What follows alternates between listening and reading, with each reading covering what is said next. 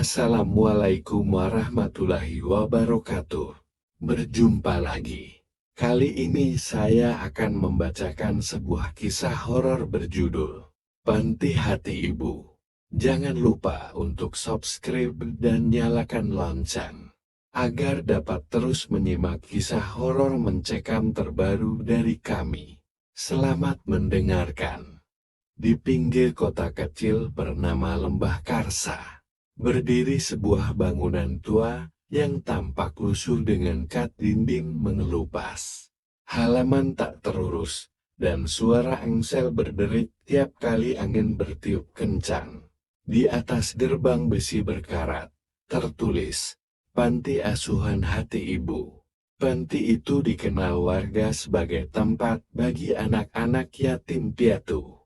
Setiap bulan, orang-orang dari kota sering mengantar anak-anak baru ke sana korban kecelakaan, anak terlantar, hingga bayi yang ditinggal di depan rumah sakit. Tapi yang aneh, jumlah anak yang terlihat di sekitar panti tak pernah bertambah. Malah, beberapa warga yang iseng menghitung jumlah anak yang bermain di halaman atau terlihat dari jendela, mengaku jumlahnya semakin berkurang. Dulu ada sekitar 20-an, kata Pak Darto, penjaga warung depan panti. Sekarang, paling cuma 10 atau 11. Warga mulai berbisik-bisik. Ada yang bilang anak-anak pindah. Ada pula yang menduga anak-anak itu diadopsi diam-diam. Tapi satu hal pasti, anak-anak yang hilang tak pernah terlihat pergi. Suatu malam, sebuah mobil kotak berhenti di depan panti. Turun dari sana seorang gadis kecil bernama Naya, berusia 9 tahun. Rambutnya dikepang dua, matanya sayu. Ia baru saja kehilangan kedua orang tuanya dalam kecelakaan mobil. Pihak dinas sosial menyerahkannya ke panti itu karena tidak ada kerabat yang bisa mengasuhnya. Ibu Ratri, kepala panti, menyambut dengan senyum tipis yang datar. Selamat datang di rumah barumu, Naya. Di sini, kamu akan bertemu banyak teman baru. Tapi kenyataannya tak seperti itu. Malam pertama Naya, ia hanya bertemu 3 anak lain di kamar tidur besar yang seharusnya bisa memuat lebih dari 10 ranjang. Anak-anak itu pendiam. Salah satunya, bocah laki-laki bernama Jono, berbisik saat mereka bersiap tidur. Kalau kamu dengar suara anak-anak ketawa malam-malam, jangan keluar kamar. Naya tak bisa tidur malam itu. Atap bocor menetes, dan suara-suara aneh terdengar dari lorong. Tertawa lirih, lalu tangis kecil. Ia mencoba menutup telinga, tapi rasa ingin tahu memaksanya untuk bangkit dari ranjang. Saat ia mengintip dari balik pintu, lorong tampak kosong, tapi suara ketawa makin jelas. Suara anak-anak. Naya mengikuti suara itu menuju ruang bermain yang gelap. Di sana, bayangan-bayangan kecil tampak berlarian, seperti sedang bermain petak umpet. Tapi ketika Naya menyalakan saklar lampu, ruangan itu kosong. Hanya ada sebuah boneka rusak tergeletak di pojok. Matanya tinggal satu. Dan dari jendela, bayangan seorang anak kecil berdiri menatapnya dari luar. Padahal halaman sedang kosong dan terkunci. Pagi harinya, Naya mencoba bertanya pada anak-anak lain. Tapi mereka selalu diam, seolah takut bicara. Hanya Jono yang bersedia menjawab pelan-pelan. Mereka yang bicara akan ikut menghilang. Naya mulai menyadari ada sesuatu yang sangat salah. Ia mulai mencatat nama-nama anak yang pernah ia lihat, lalu mencocokkannya keesokan harinya. Anehnya, Satu anak yang kemarin ia lihat di dapur tak tampak lagi. Ibu Ratri bilang, dia sudah diadopsi. Tapi kenapa tak ada mobil datang? Tak ada orang tua angkat. Dan kamar anak itu masih penuh barang-barangnya. Malam berikutnya, Naya nekat menunggu di lorong. Ia melihat bayangan anak-anak bermain lagi. Tapi kali ini, salah satu bayangan menoleh padanya. Wajahnya bukan wajah anak kecil biasa.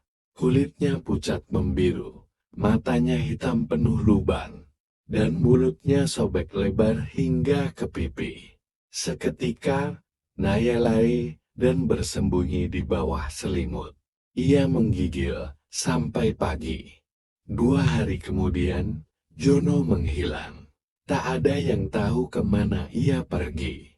Ibu Ratri lagi-lagi bilang, sudah diadopsi. Tapi Naya tahu itu bohong.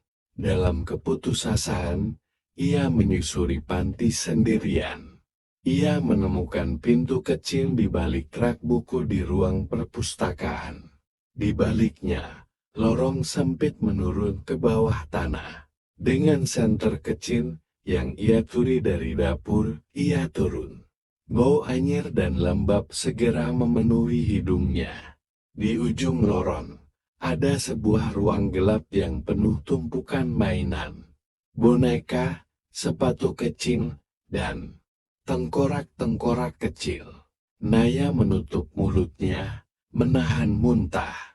Di dinding ruangan itu, tertulis dengan darah kering, ibu bisa memberi keabadian. Saat hendak kabur, Naya mendengar langkah kaki. Ibu Ratri muncul dari kegelapan. Tapi wajahnya bukan lagi manusia. Kulitnya mengelupas. Matanya hitam berlubang seperti anak-anak hantu yang Naya lihat. Lidahnya panjang menjulur seperti ular, dan tubuhnya memanjang, tak proporsional. Kamu terlalu penasaran, Naya, tapi tidak apa-apa. Sekarang kamu akan menjadi bagian dari keluarga ini selamanya. Tiba-tiba, suara-suara anak kecil menggema di ruangan itu. Mereka muncul satu persatu. Anak-anak yang hilang. Wajah mereka pucat, rusak, tapi mereka tampak sedih. Bukan jahat. Tolong kami. Tolong bakar panti ini. Satu-satunya cara. Bisik salah satu dari mereka. Hantu kecil perempuan dengan pita merah. Malam itu, Naya nekat. Ia menyiramkan bensin dari gudang ke sudut-sudut rumah tua itu. Ia menyulut api dari dapur, lalu berlari sekuat tenaga keluar melewati pintu depan yang entang, kenapa terbuka. Api membakar cepat, dan jeritan Ibu Ratri menggema seperti ribuan suara bercampur jadi satu. Warga berdatangan melihat api membubung dari panti asuhan itu. Dalam kobaran api, mereka mengaku melihat bayangan anak-anak kecil berlari keluar, satu persatu, lalu menghilang di langit malam. Naya selamat. Ia kini diasuh oleh keluarga Pak Darto, penjaga warung depan panti. Polisi menyelidiki reruntuhan panti dan menemukan ruangan bawah tanah penuh tulang belulang kecil. Total ada lebih dari 30 kerangka anak. Berita itu menjadi sorotan nasional. Tapi satu hal yang tak bisa dijelaskan adalah jenazah Ibu Ratri tak pernah ditemukan. Dan di malam-malam tertentu, saat angin meniup ke arah bekas panti yang kini jadi puing, Naya kadang mendengar suara tawa kecil, dan kadang ia melihat boneka rusak dengan satu mata, duduk di depan rumah.